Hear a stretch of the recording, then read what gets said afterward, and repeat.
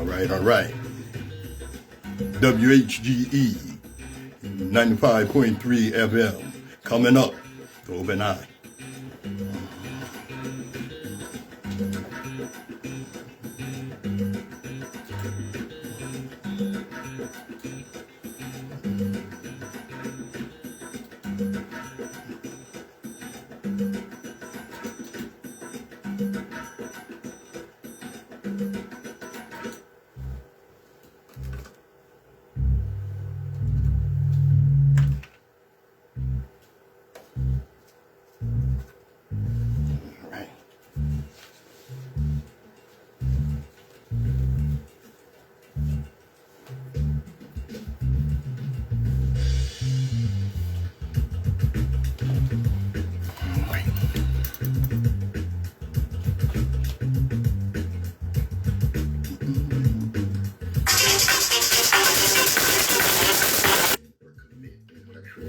Don't do so for the pleasure of mental masturbation or ego diddling. We do so because the chains of oppression in our people's minds are deep and difficult to remove.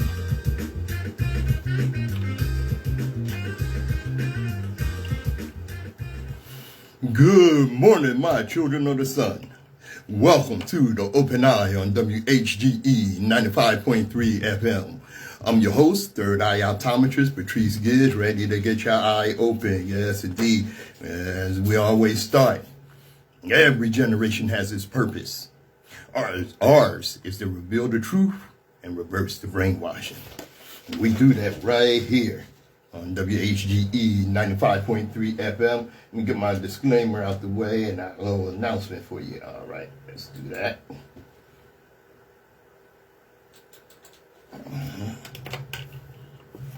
The views and opinions expressed on Open Eye are those of the hosts, guests, and contributors, and do not reflect the policy or position of WHGE 95.3 FM, nor our sponsor, the Delaware Center for Homeless Vets.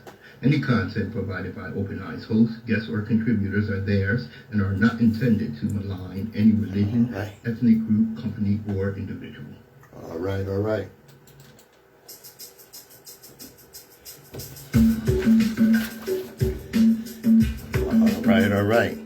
Little announcement for you to start off.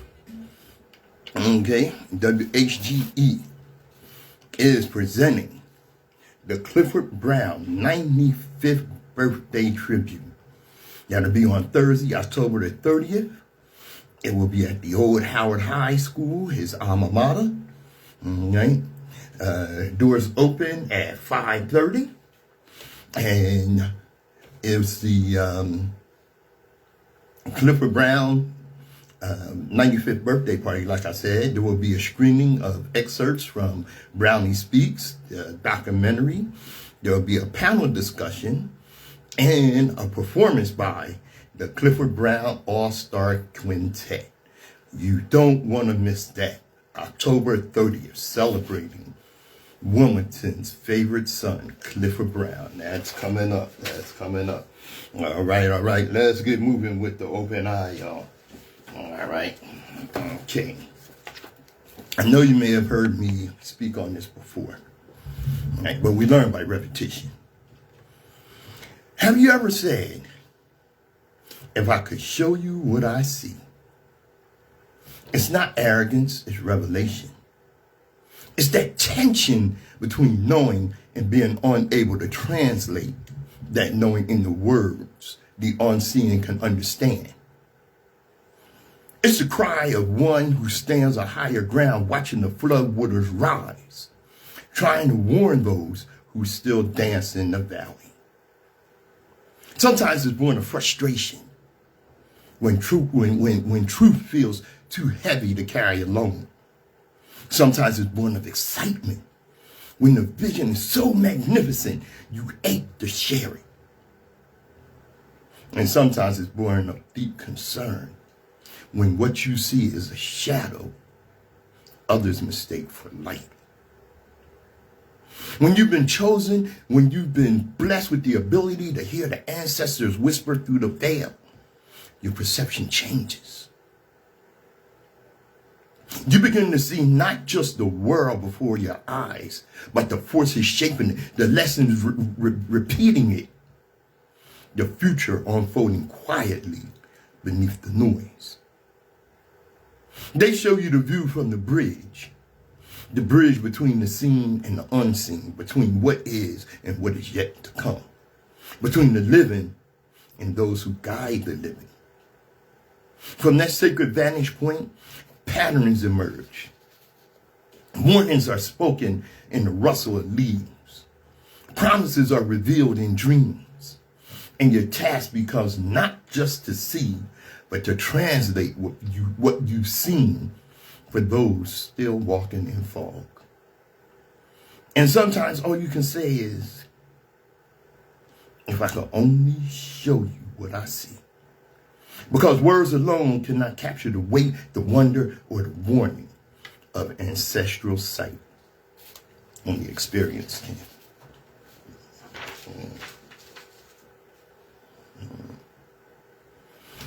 All right. When the light was black, if I could only show you what I see. You ever notice how history books start at the middle? Like the world began when Europe woke up. Long before that, when most of the world was still scattered in tribes and tiny villages, there was already a mighty nation on the Nile, Kemet, what the Greeks later called Egypt. A land so advanced, the world still hasn't caught up.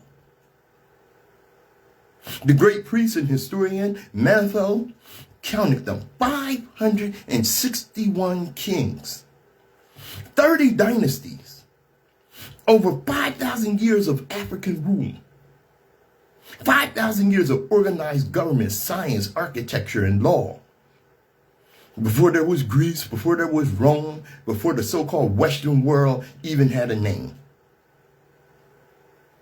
These were the first masters of mathematics, the first astronomers, the first architects, the first philosophers. They mapped the stars, divided the year into 365 days, performed surgery, studied medicine, and built structures aligned so perfectly with the cosmos that modern engineers still can't explain it. They taught that beauty was sacred, that balance was divine, and that truth, Mayat, was the foundation of all things. Even the way we bury our dead, honor our ancestors, and organize our families, all of it traces back to Africa. When Egypt stood as a unified civilization, the rest of the world was still trying to stand upright. That's not arrogance, that's history. So when we talk about human progress, don't start in Europe. Don't start at the Renaissance. Start where it began, in Africa, where knowledge was born, where science met spirit, where humanity first looked at the universe and others understood its place in it. This was the first great civilization, the original blueprint for all that came after.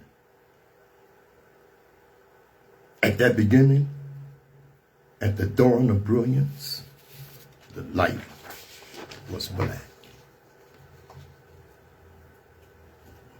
WHGE 95.3 FM, the Open Eye.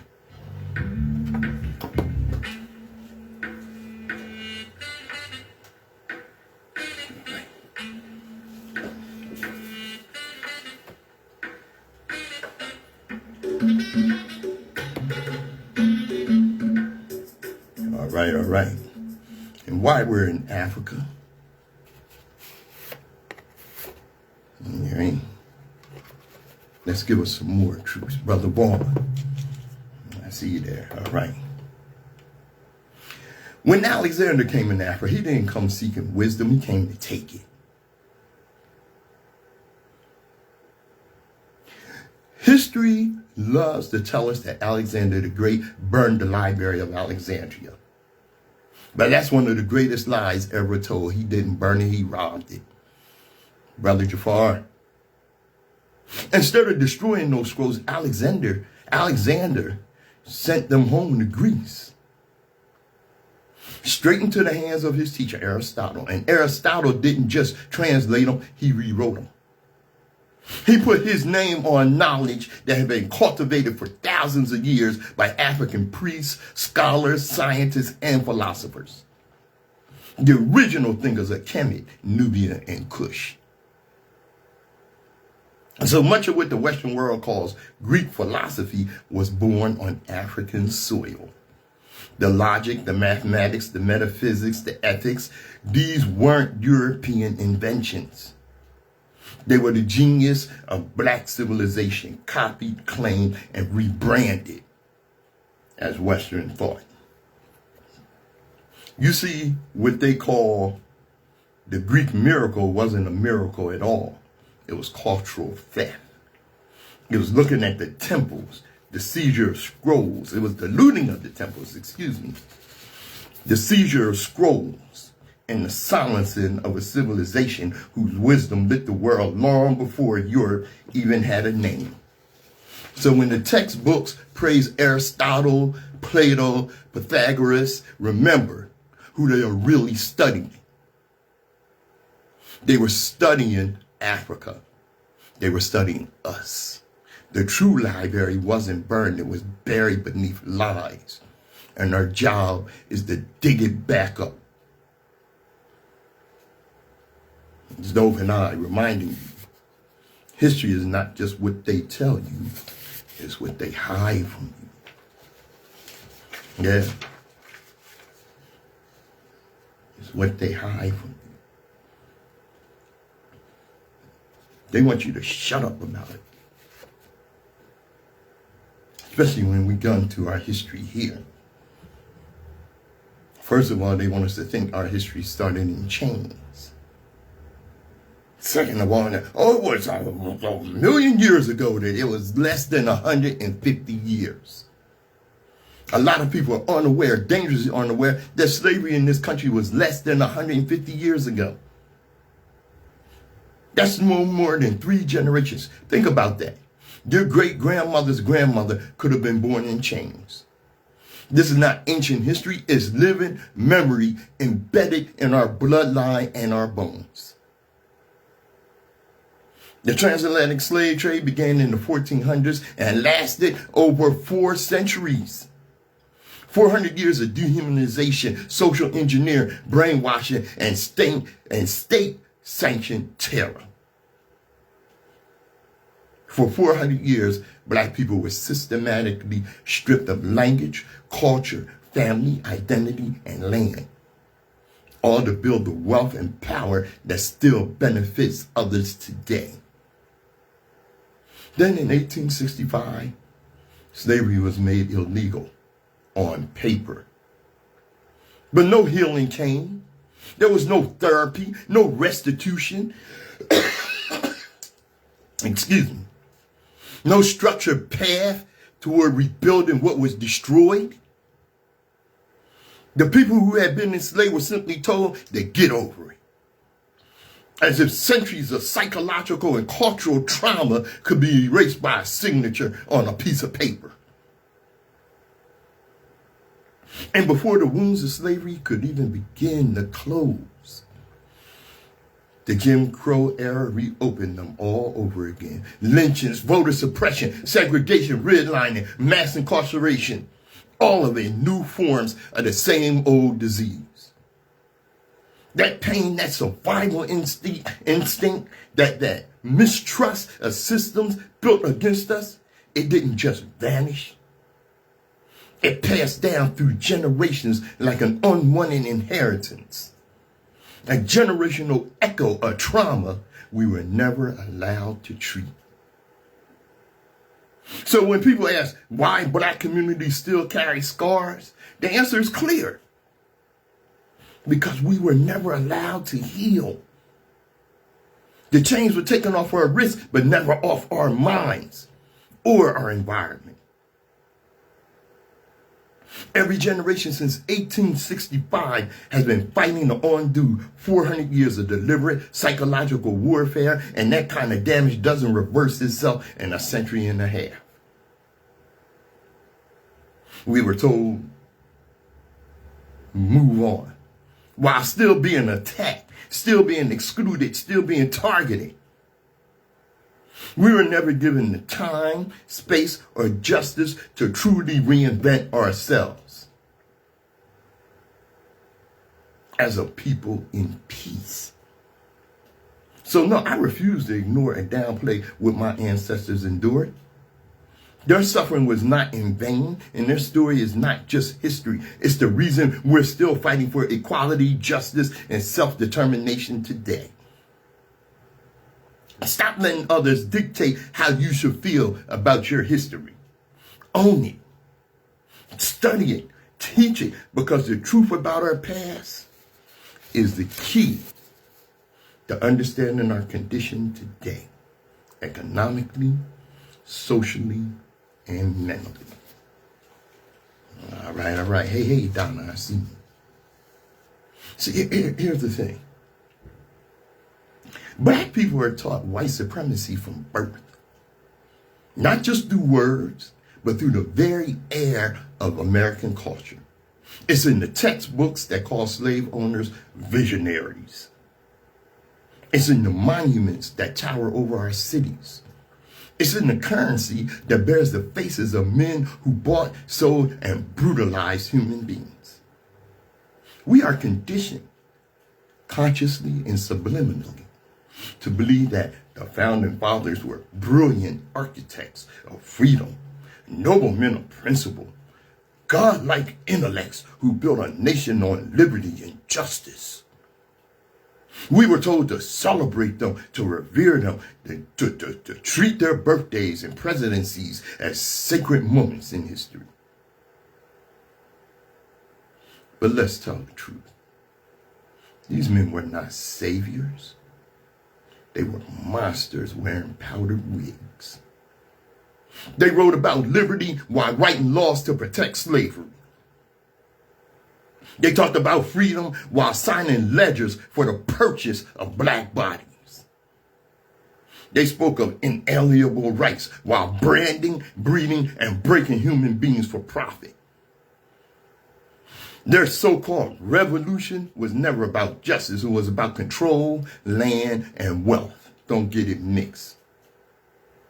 And yet, generation after generation, we're asked to honor them, to pledge allegiance to their legacy, to salute the very flag they designed to represent their version of freedom, which never included us. So let's ask a real question. How many Jews do you think celebrate Adolf Hitler? None. Because no sane, self-respecting people glorify their oppressors. Until we stop worshiping the architects of our oppression, we'll keep building monuments to our own captivity. Hey, Steve. And you know what? Don't think that this is like American tradition. It's just about America. See, some people think racism is only about exclusion, who you keep out. But there's another kind of racism that's just as deadly. It's about who they invite in and why. Let me tell you about 4 countries that imported Europeans to whiten their populations. Argentina. Been hearing a lot about Argentina. After its War of Independence, Argentina deliberately erased its black population. Sending Afro-Argentines to die on the front lines, ignoring them during deadly epidemics, and writing them out of national life. Then the government turned around and invited millions of Europeans, promoting a myth of white purity that erases African roots and indigenous presence. Argentina didn't just rewrite its history, it tried to bleach it. Brazil. Brazil practiced what it called a branqueamento, whitening. After abolishing slavery in 1888, the state funded mass European immigration to improve the race. Lighter-skinned partners were promoted as a ticket up the social ladder. It was eugenics dressed up as progress. State-sponsored colorism masquerading as modernization. Australia built its nation on white Australia policy. Non-white immigrants were banned. Aboriginal children were kidnapped for assimilation. And the government literally tried to breed indigenous identity out of existence. The goal wasn't this diversity, it was disappearance. South Africa. Under apartheid, South Africa perfected racial engineering. The state imported European settlers, seized African land, and locked the black majority into poverty and restricted zones. Every law, every border, every job was designed to keep whiteness in power and everyone else in chains. From Argentina to Australia, Brazil to South Africa, these weren't accidents of history. They were deliberate acts of demographic warfare. Policies meant to reshape nations in Europe's image. So when someone says that was long ago, remember this: whiteness was never just a color. It was a global project, funded, legislated, and enforced at gunpoint. WHGE 95.3 FM.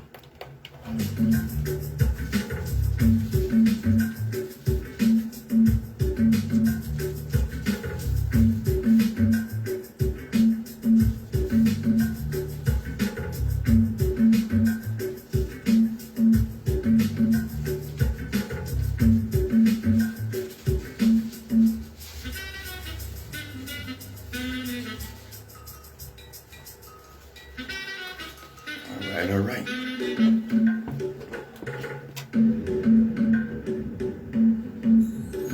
WHGE 95.3 FM. This is The Open Eye, your host, Third Eye Optometrist Patrice Gibbs. At gunpoint. Tell you about the myth of superiority. Don't be fooled. If Caucasians were truly superior, they would not have to conceal so many truths, distort so many facts, or perpetrate so many lies. A truly superior people would have no need to rewrite history to glorify themselves while erasing others.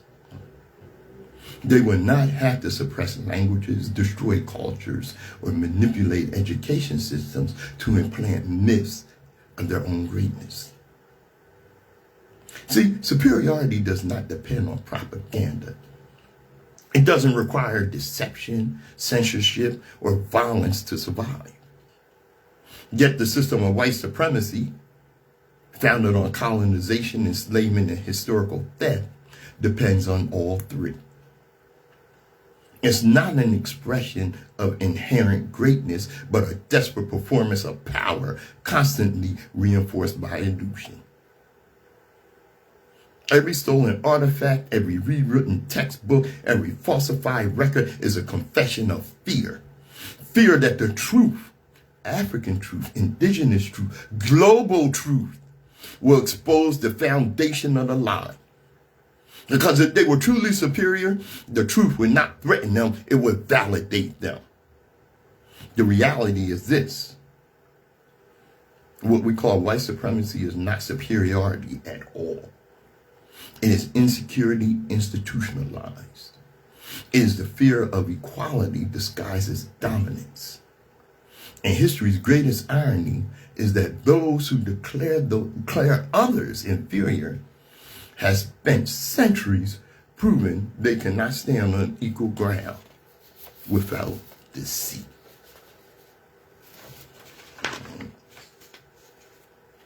Speaking of deceit, when we fall into that, what happens?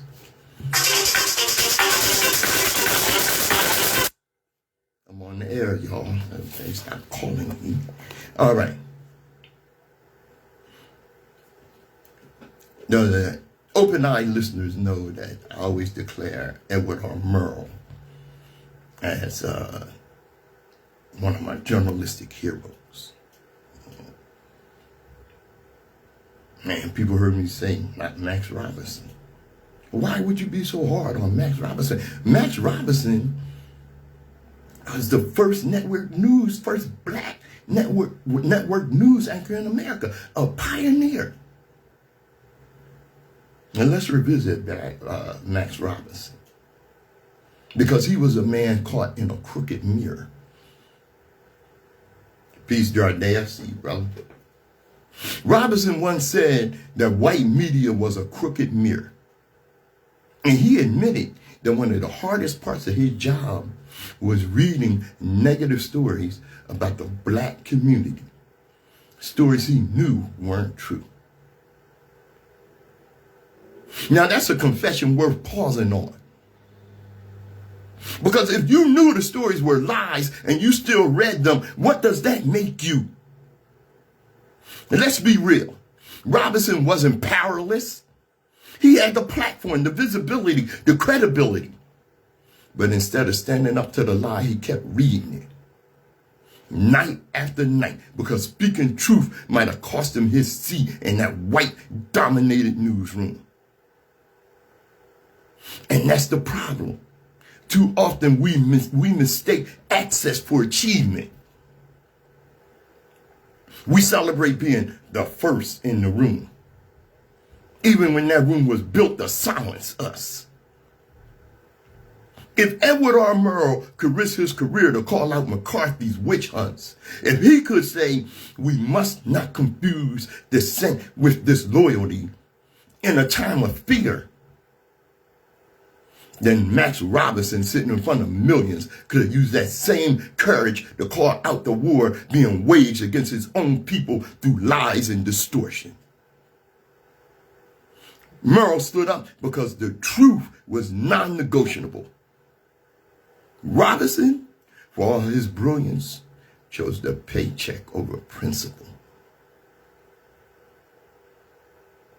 It's not enough to open the door. You got to walk through and hold it open for others. History doesn't just remember the ones who broke barriers. It remembers the ones who broke silence. And yes, the white media was a crooked mirror, but Max Robinson helped hold it steady. And that's the lesson, family. If we don't challenge the lie, we become part of it. The world we're in isn't just about image, it's about integrity. And in a world built on distortion, telling the truth is revolution. WHGE 95.3 FM. This is the Open Eye.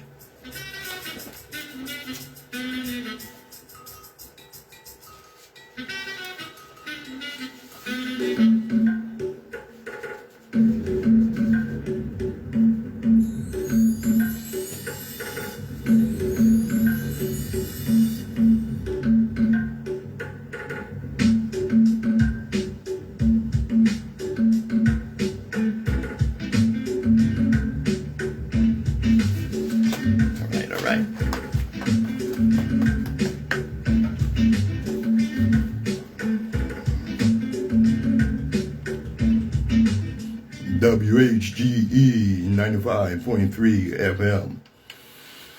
This is the Open Eye. James Baldwin. Whew, what a voice. You talk about speaking truth to power. James Baldwin once said, it is certain in any case that ignorance aligned with power is the most ferocious enemy justice can have. Now think about that. Ignorance by itself is dangerous, but when it joins hands with power, that's when it becomes lethal. Ignorance without power is just confusion. Ignorance with power, that's tyranny in motion. Barton wasn't talking about people who simply don't know better. He was talking about those who refuse to learn, who sit in judgment, write laws, and still choose blindness. Every chapter of injustice, from slavery to segregation to mass incarceration, was written by those who thought they understood the world but never cared to understand the people they ruled. When ignorance holds office, when it wears a badge, when it hides behind a flag, justice doesn't stand a chance. We see it today in the banning of books and denial of racism and the attack on truth itself. Because ignorance fears knowledge and power fears accountability. Justice requires courage, the courage to learn, to confront truth, to face our reflection and not look away. Because justice without knowledge is only a mask. And power without understanding is the weapon that tears it off. Ignorance aligned with power is the most ferocious enemy justice can have. Okay?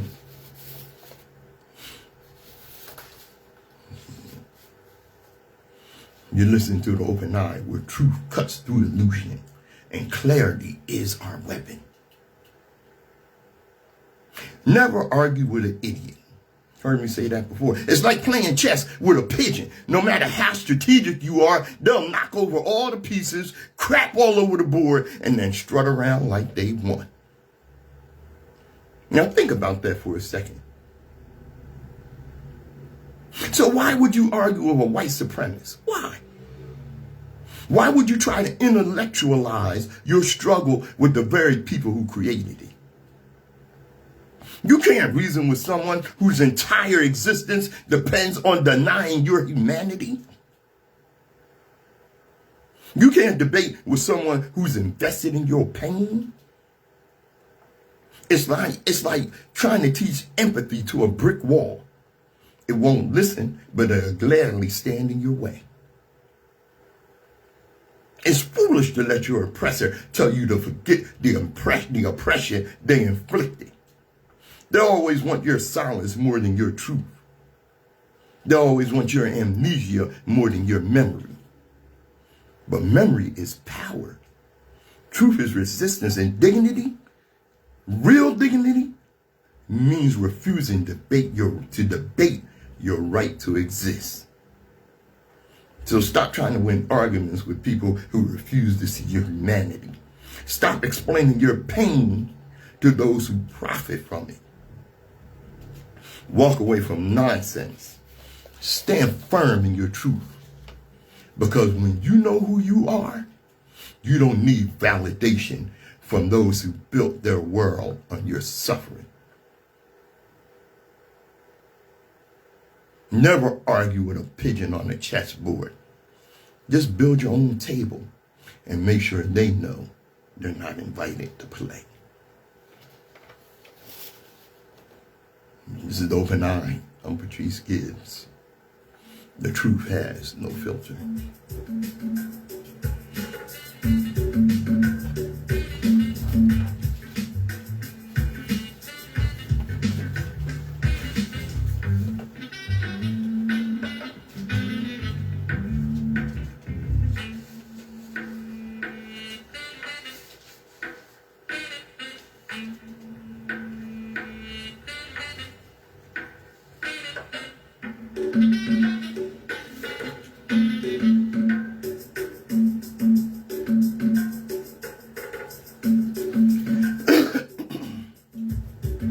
All right.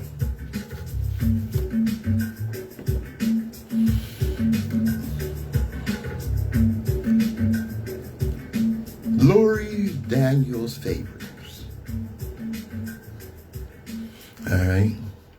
She coined a term or a phrase, WEI, based on DEI, diversity, equity, and inclusion. And what's the opposite of that? It's WEI, as Lori Daniel Favors teaches us. What is WEI? White, entitled, and incompetent. Let's talk about hypocrisy, American style.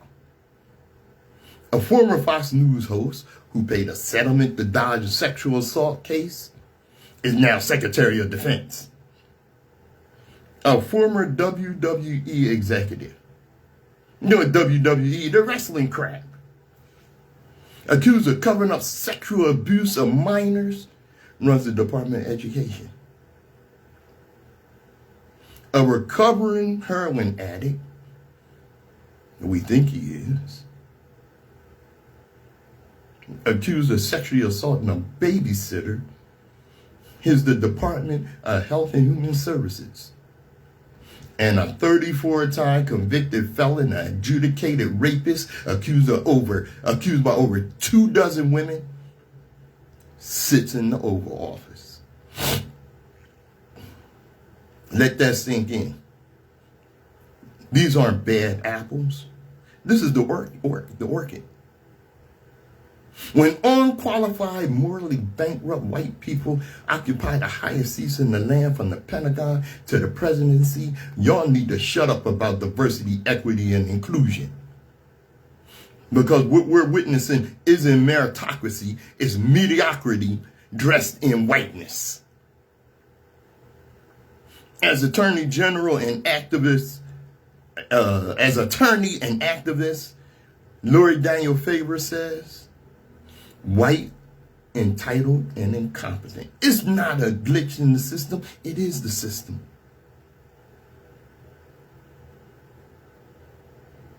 That's right, Brother Jardea. Predators in power. That's why attorney and activist Lori Daniel Favors describes them correctly as white, entitled, and incompetent.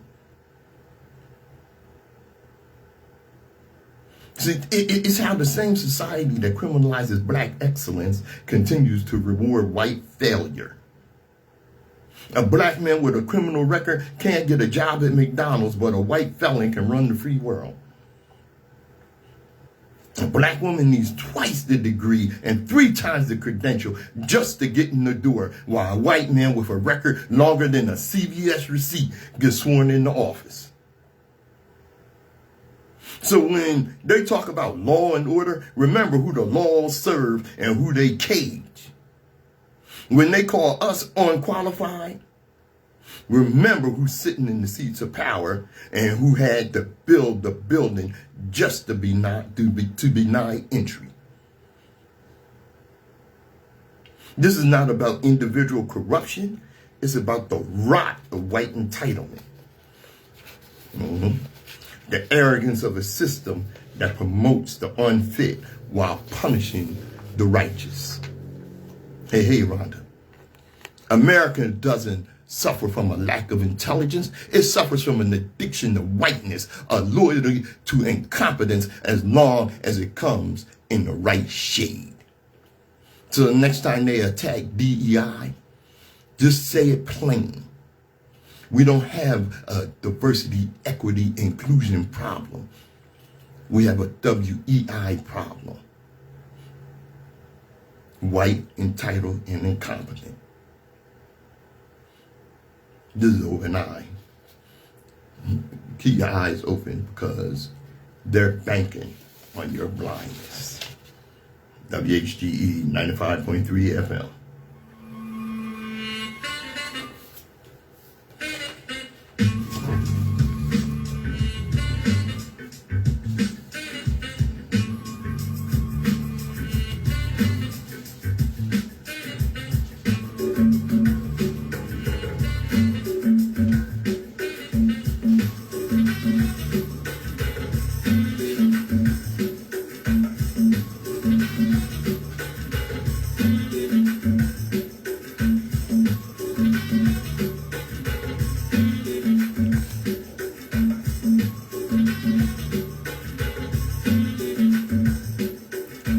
All right. Moving right along on Open Eye. A Christian nation. Are you kidding me?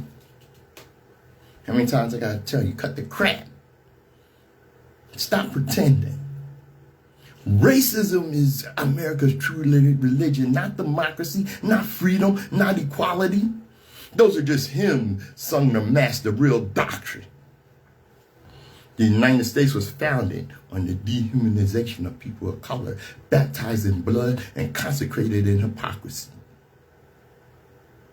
Racism is not a flaw in the American system, it is the system. From its founder, America sanctified white supremacy as divine order. The genocide of native people became manifest destiny. The enslavement of Africans was rewritten as economic necessity. The oppression of black people was disguised as civilization. The moral rot was always there, only dressed in red, white, and blue. It's called indoctrination. Even your own scholars admit every white child in America is taught overtly or subtly that whiteness is rightness.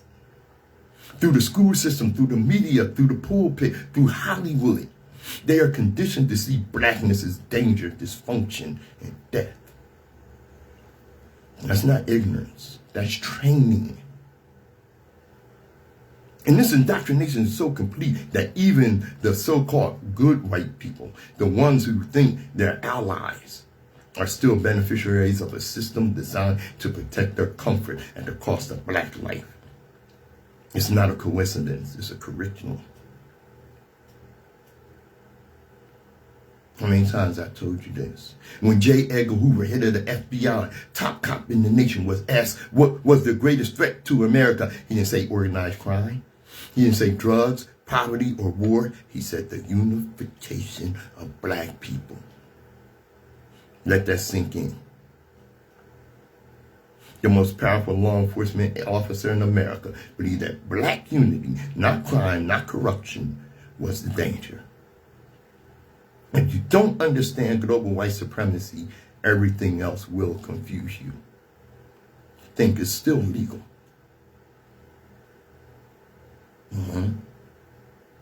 Stop calling global white supremacy the Illuminati.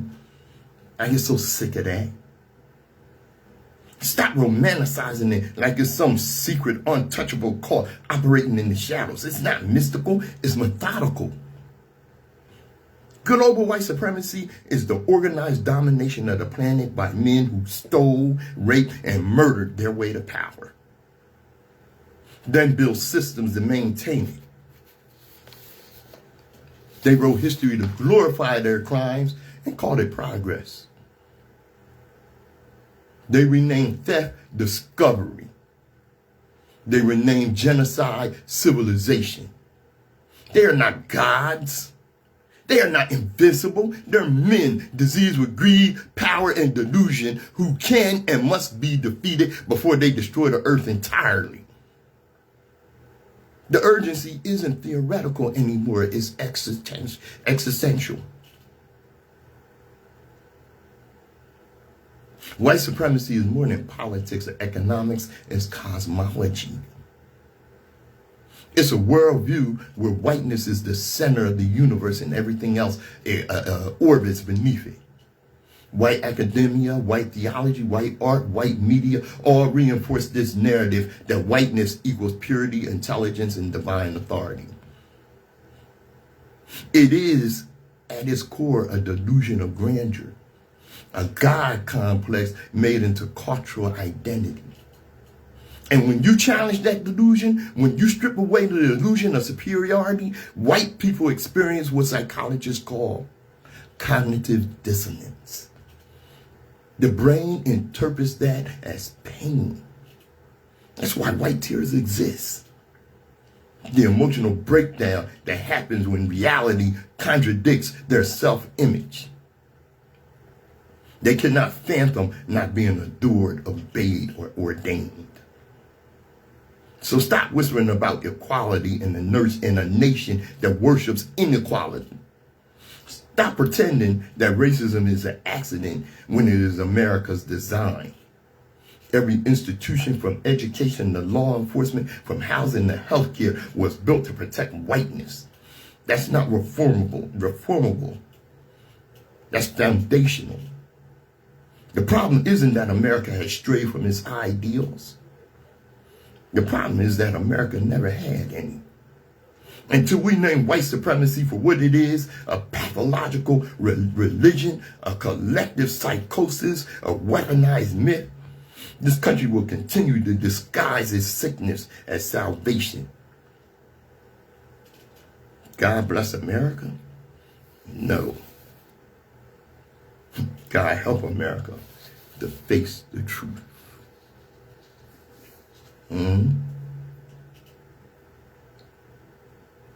Let's be clear about what's happening, what's going on. Take, for instance, a group of self-described non-African voters. That's how they describe themselves. Non-African American voters. We all know what that's code for. They are suing to dismantle the very protections that keep elections fair for black voters.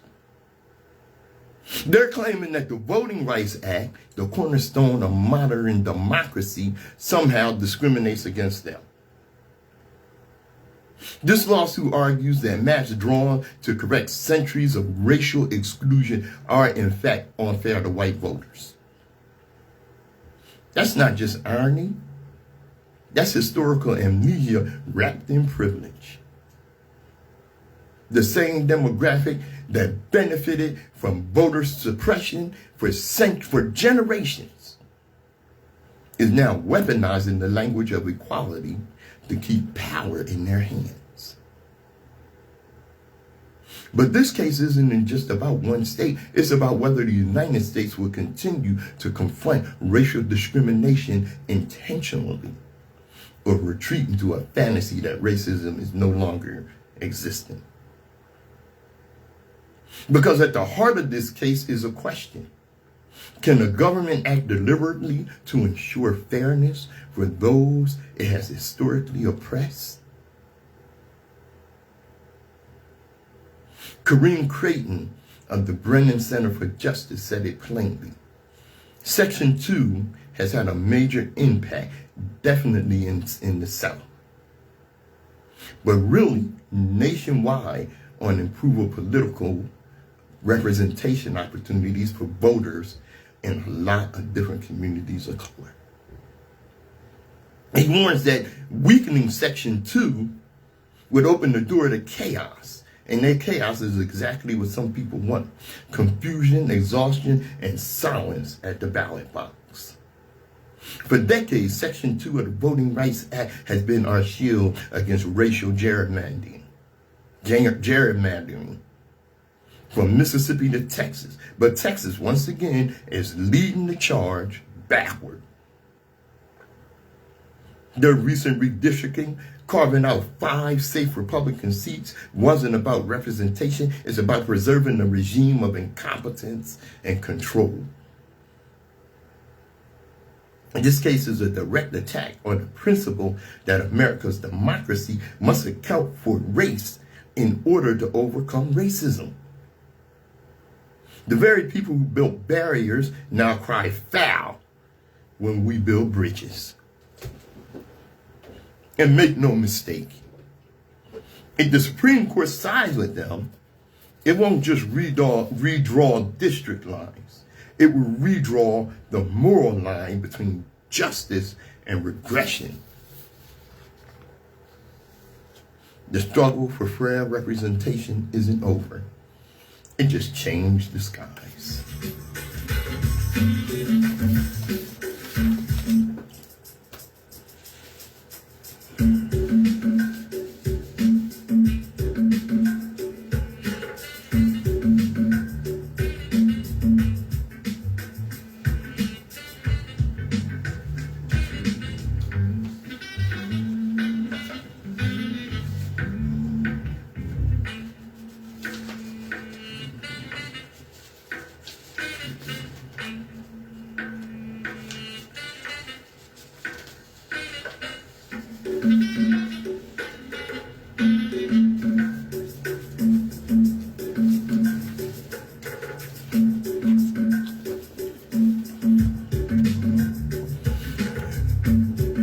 WHGE 95.3 FM.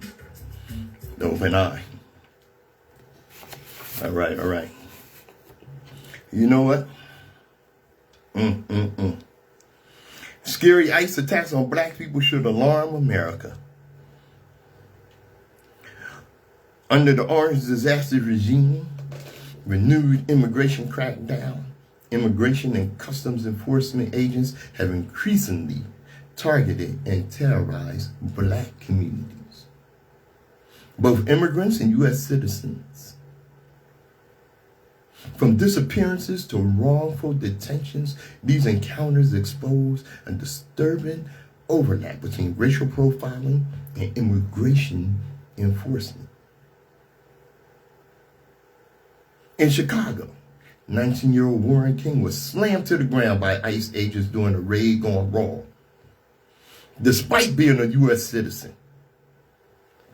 In New York, a black woman's confrontation with mass agents outside the Javits Federal Building went viral as she demanded accountability. Put that on the news. Let Trump see it. That's what she told him. A Chicago man recalled being zip-tied, crammed into a rental truck with 40 detainees, and held 8 hours in grim conditions, only to be told he could go because he wasn't American. Things are going to get worse before they get better, he said. The criminalization of black immigrants. From Harlem community leader Robert Patton, facing deportation over a 30-year-old conviction, to Iowa educator Ian Roberts, arrested for overstaying his visa. ICE has blurred the line between due process and racial persecution.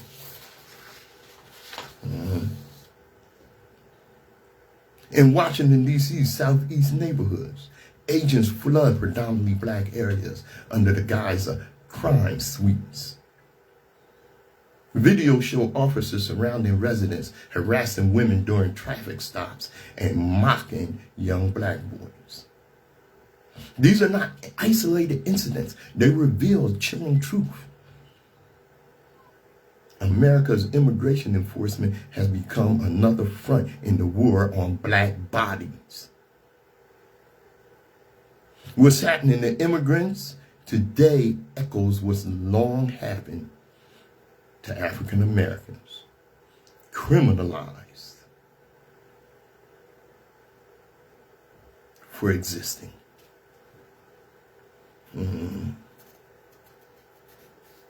ICE may wear new uniforms, but the intent is old: to control, contain, and crush black life wherever it dares to stand free.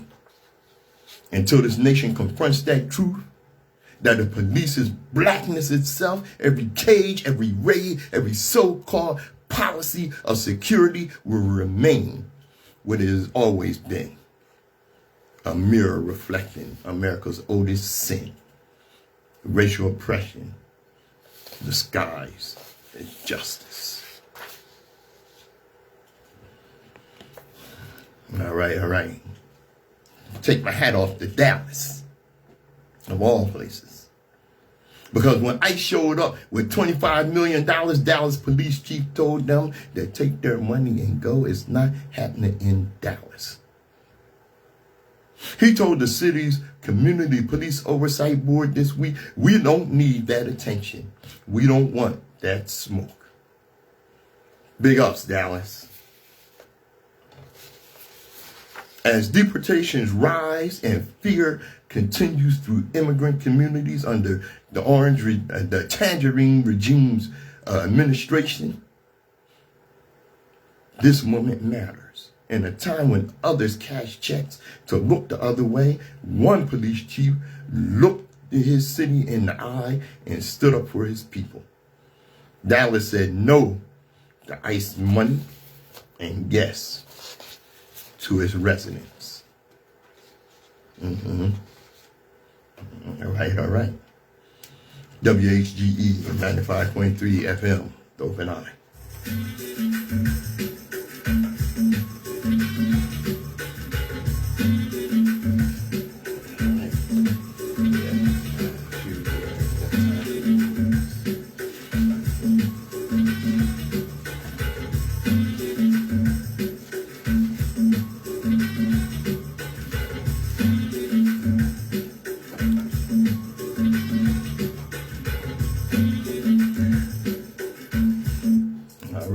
glad you're listening to The Open Eye with Patrice Gibbs, where truth, history, and critical thought come together to cut through the noise.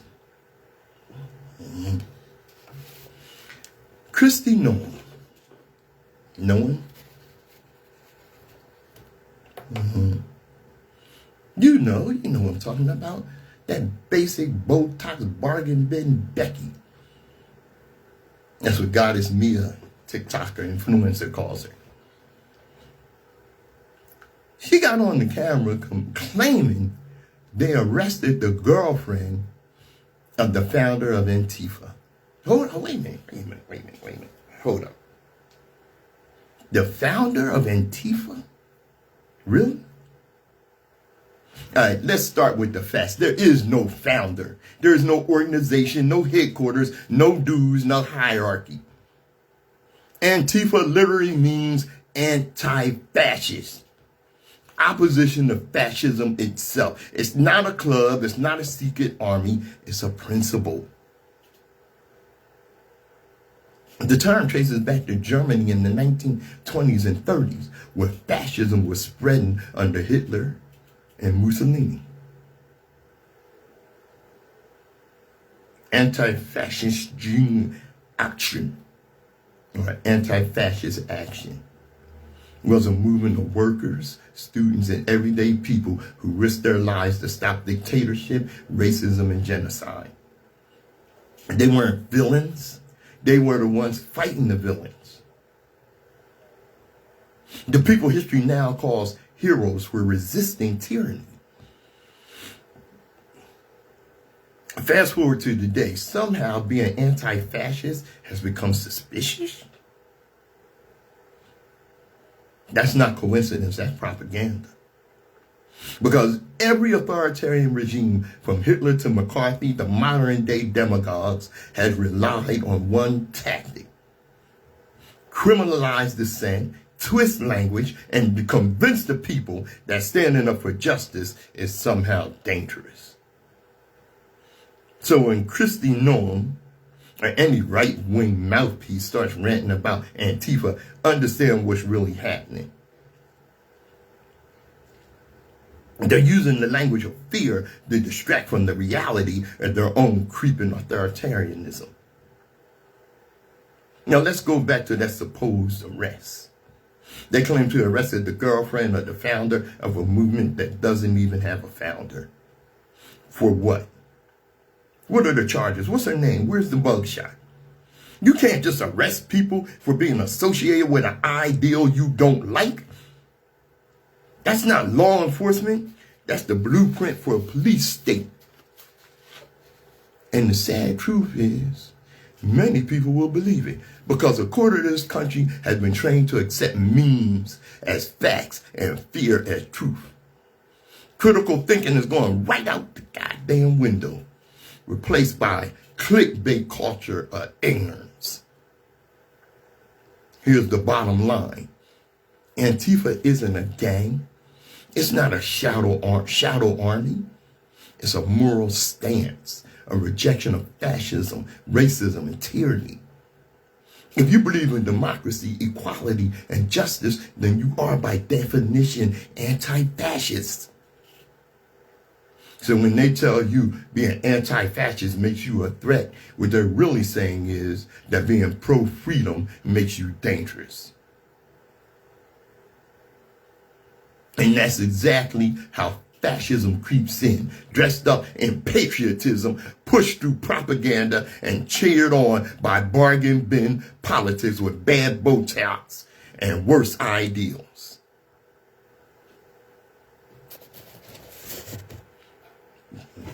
This is the Open Eye, where we see through the lies and speak truth to power. Stay woke, stay aware, and remember, if you're against fascism, you're on the right side of history.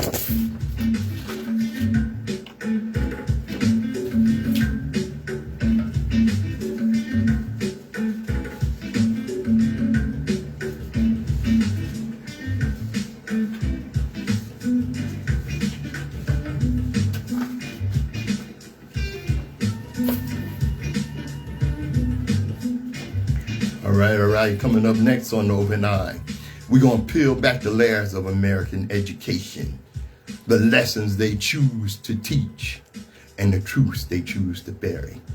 From Tulsa to Tommy Smith, from Black Wall Street to redlining. Let's expose how history itself became a weapon of white supremacy. Yeah, truth has a frequency and you're tuned in on the Open Eye. It's no accident. It's no accident you learned about Helen Keller instead of W.E.B. Du Bois. It's no accident they told you about Watts and L.A. riots, but not Tulsa or Wilmington, where black prosperity was met with white terror and whole communities were burned to the ground. It's no accident they said George Washington's teeth were made of wood, when those teeth were pulled from the mouths of enslaved Africans with no anesthesia. It's no accident they taught you about the ghetto, but never talk about Black Wall Street, where black excellence built banks, businesses, and legacies that threatened the lie of white superiority. It's no accident they praised the New Deal while burying the story of redlining, the policy that drew invisible walls around black dreams.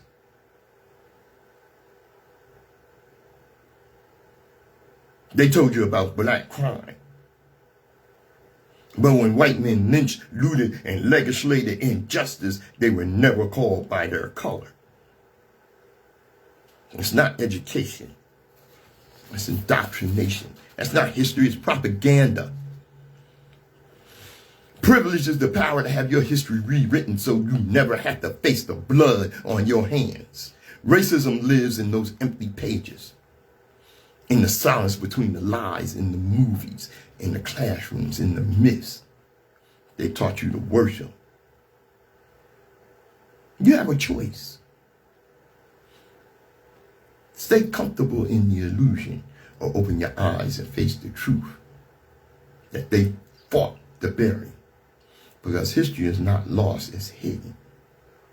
And the moment you start to see it for what it is the moment you start to reclaim your power. Now, here's a fun fact that's about to make some people real uncomfortable. The higher your IQ, the more likely you are to lean liberal. That's not my opinion, that's science. Stay with me. Stay with me now. Because this is about to get awkward for those who clutch your flags and your fears. Am I saying every liberal is a genius and every conservative is an idiot? No.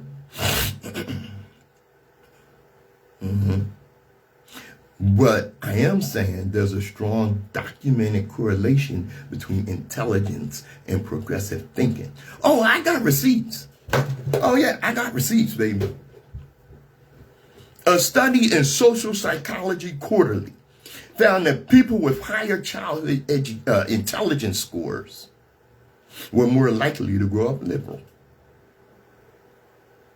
Translation: the smarter you was as a kid, the less likely you are to fall for regressive nonsense later in life. Another study in Nature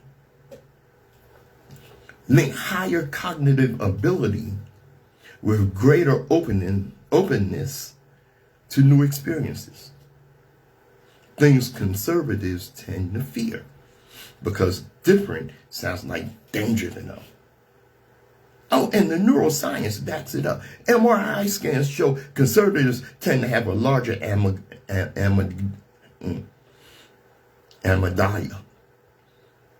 That's the brain's fear center. While liberals have developed an interior cingulate cortex, the part that helps process complexity and uncertainty. Meaning, one analyzes, the other panics.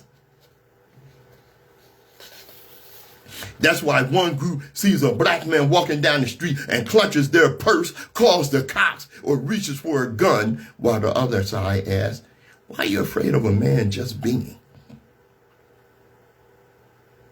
Fear of blackness is the template. It's the foundation of every law and order slogan. Every Make America Great Again chant. That's the Amygdala talking, not intelligence. Amygdala. I'm sorry if I mispronounced that.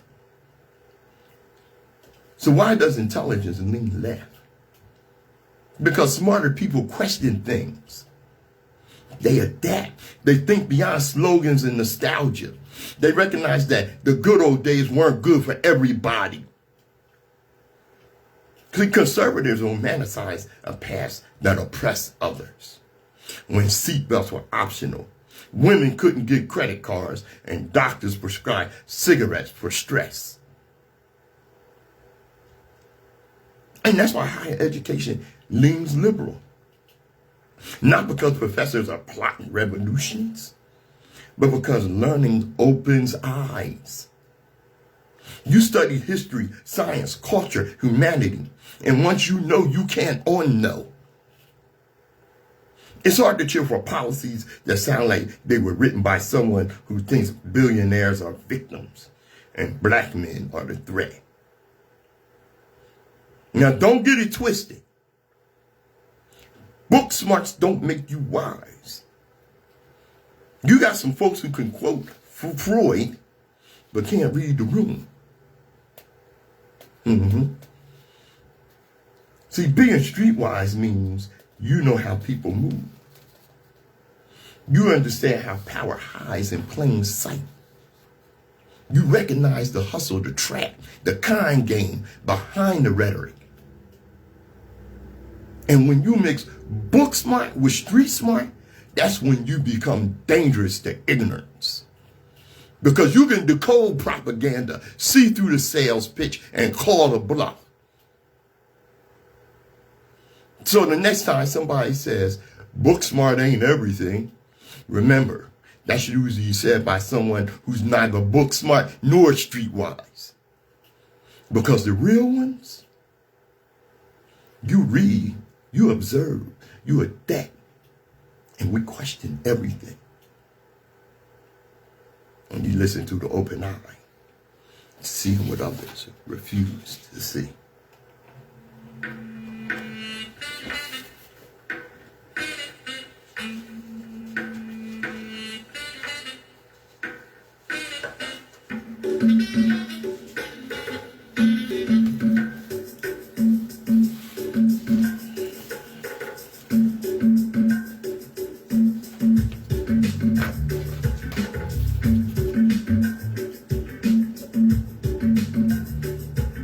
Man, they just coming for immigrants. You know, all we gotta do is wait it out. Don't get it mixed. You rest assured there's a plan for black people. When Hurricane Katrina struck New Orleans in 2005, the world witnessed, uncensored, the cruel truth of how America treats its black citizens when disaster strikes. The images were unmistakable. Black families stranded on rooftops, elders wading through toxic floodwaters, children crying in the dark, and bodies floating in the street at one of America's most historic black cities. What we saw wasn't mere government incompetence. Stay with me now. It was a revelation of systemic design, a cold, calculated test of control through chaos. This wasn't an accident, it was a blueprint. See, officials and analysts were pretty sure that outrage of black citizens, abandoned, betrayed, and brutalized, would erupt into widespread rebellion. And if that happened, the government already had a response prepared. Rex 84. Rex 84, short for Readiness Exercise 1984, was a classified contingency plan developed by the U.S. government to manage civil unrest. Its premise: in the event of a national emergency, the president could suspend the Constitution and authorize the detention of a large number of American citizens, especially those considered national security threats. That's us. It's not conspiracy theory. According to the July 5th, 1987 Miami Herald expose by journalist Alfonso Chardet, Rex 84 envisioned mass internment camps and military control of domestic populations. It was not fiction. It was federal policy conceived in the climate of the Reagan era. May he roast to hell. May the devil sodomize him with a pitchfork. Refined through FEMA, the Federal Emergency Management Agency, and integrated into national security infrastructure. Now look around your city, your community. You notice how most black neighborhoods are strategically encircled by interstate highways? That's not random urban planning. It's tactical design. Those highways serve dual purposes: economic isolation and military accessibility. In times of crisis or declared emergency, those routes become containment zones, corridors for troop movement, and barriers to escape. This is the infrastructure of control, a silent cage built around our communities long before any disaster, real or manufactured, ever strikes. Hurricane Katrina was not just a tragedy, it was a rehearsal. A live demonstration of how swiftly the state can abandon, isolate, and neutralize black populations under the guise of emergency management. So understand this clearly. When you see militarized police forces with armored vehicles in their neighborhoods, when you see drones monitoring protests, when you see FEMA camps quietly funding but rarely discussed, know that these are not coincidences. They are continuations of a plan rooted in fear of black liberation and the ongoing attempt to suppress the descendants of those who survived the slave ships. Stay vigilant. Study the patterns, because every move made against us has been drafted, documented, and rehearsed long before we ever saw it on the evening news. This is The Open Eye. I'm Patrice Gibbs.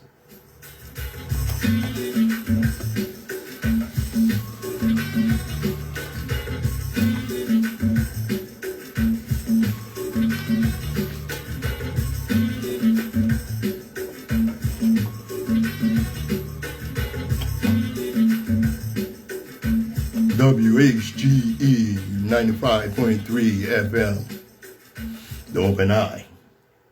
Hey, thank you for joining me.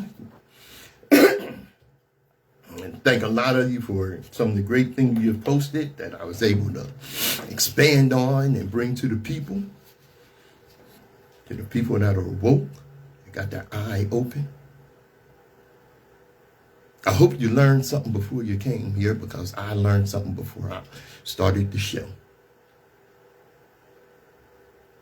And as we always tell you, destiny determines who enters your life, but you decide who stays.